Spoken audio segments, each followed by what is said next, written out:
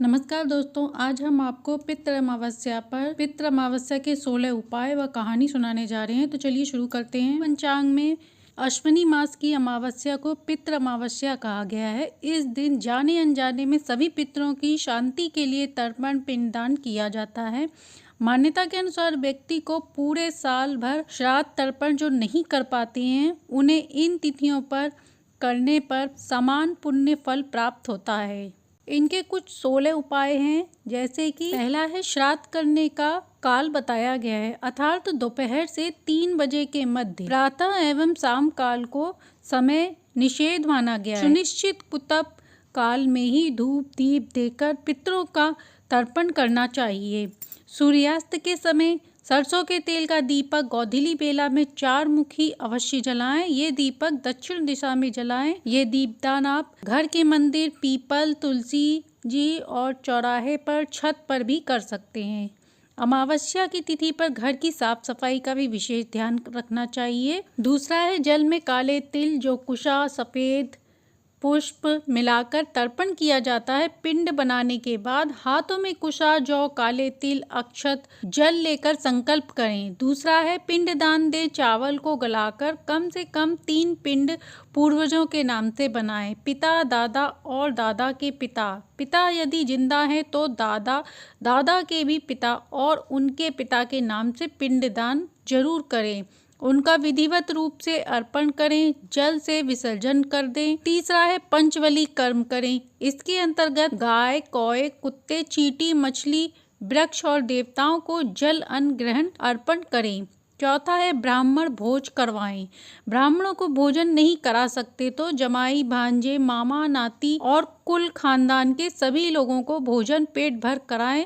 यथाशक्ति दान दक्षिणा दें। पांचवा है गरीबों या जरूरतमंदों को खाद्य सामग्री, वस्त्र आदि दान करना चाहिए। श्राद्ध में 10 तरीके के दान दिए जाते हैं: जूते, चप्पल, वस्त्र, छाता, काला तिल, घी, गुड़, धान्य, नमक, चांदी, स्वर्ण, गौ, भूमि, अन्नदान। श्राद्ध में जो लोग दान देने की क्षमता में नहीं हैं, वे अन्नदान दे सकते हैं। अन्नदान अर्थात अन्न, घी, गुड़, नमक आदि भोजन में प्रयुक्त होने वाले सामान इच्छा अनुसार मात्रा में दी जा सकती है। सातवां है बरगद या पीपल के पेड़ को जल अर्पण करें। धूप दीप नैवेद्य से पूजन करें। स्टील के लोटे में कच्चा दूध, जल, काले तिल, शहद और जौ मिलाकर पीपल की जड़ में अर्पण करें। आठवां है गीता का पाठ करें। गीता के दूसरे, 7वें और 10वें अध्याय का पाठ जरूर करें। नवां है पितृ सुक्तम पाठ करें। पितृ सुक्तम का पाठ करने से पितरों का आशीर्वाद मिलता है। इसी के साथ स्वधा स्तोत्र का भी पाठ करें। 11वां है पितृदेव आर्यमा की पूजा के साथ ही इस दिन श्री हरि, विष्णु, यमदेव और चित्रगुप्त जी की भी पूजा करें। दक्षिण दिशा में पितरों के निमित्त 2, 5, 11 या 16 दीपदान जरूर करें, या पीपल के पेड़ के पास भी दीपदान कर सकते हैं।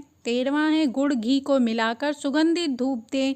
जब तक ये जले ना तब तक ओम पितृभ्याय नमः मंत्र का जाप करें, आहुति दें। 14वां है देश में श्राद्ध पक्ष के लिए 55 स्थान महत्वपूर्ण माने गए हैं। इनमें से उज्जैन, लोटानगर, प्रयाग, हरिद्वार, पिंडकारक, नासिक, गया, ब्रह्मपाल, मेघकर, लक्ष्मण, बाण, पुष्कर, काशी आदि प्रमुख हैं। 15वां है शास्त्रों में मृत्यु के बाद पिंडदान, तर्पण, श्राद्ध, एकादशाह, कर्मों, विकाप आदि के द्वारा पापों का विधान का प्रायश्चित किया जाता है। 16वां है श्राद्ध करने का समय कुतप का बताया गया है, अर्थात दोपहर 12 से 3 के मध्य प्रातः एवं शाम काल का समय निषेध माना गया है। तो सुनिश्चित समय पर धूप दीप नैवेद्य से पितरों को तर्पण अवश्य करना चाहिए। अब सुनते हैं पितृ अमावस्या की कहानी। पौराणिक समय के अनुसार अग्निवात और महर्षिपाद नाम के 2 पितृदेव थे। उनकी मानस कन्या थी अछोदा।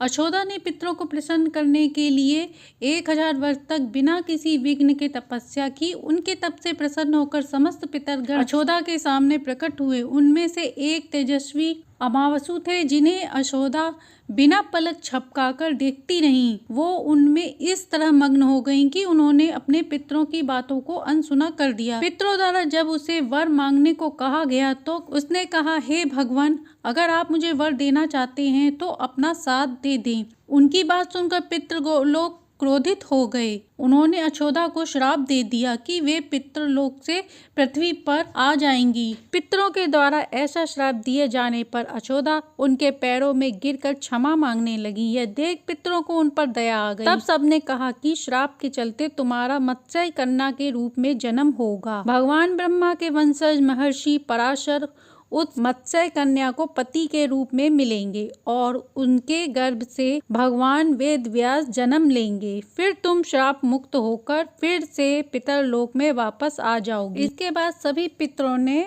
अमावसु की प्रशंसा की और कहा, आपने सौंदर्य स्त्री के आगे अपने मन को भटकने नहीं दिया और अपने संयम और नियम पर अड़िग रहे, इसलिए आज का दिन आपके नाम से जाना जाएगा, यानी अमावसु नाम से जाना जाएगा। ऐसी मान्यता है, तभी से अश्विनी मास ये दिन पितृमोक्ष अमावस्या के नाम से जाना जाता है और यह दिन पितृमोक्ष के नाम से प्रसिद्ध हुआ। तो ये थी पितृ अमावस्या की कहानी। इसे पितृ अमावस्या पर सुनने से घर में सुख सौभाग्य में वृद्धि होती है, पितरों को सद्गति व उनकी कृपा प्राप्त होती है। कहानी अच्छी लगी हो तो लाइक एंड सब्सक्राइब करें।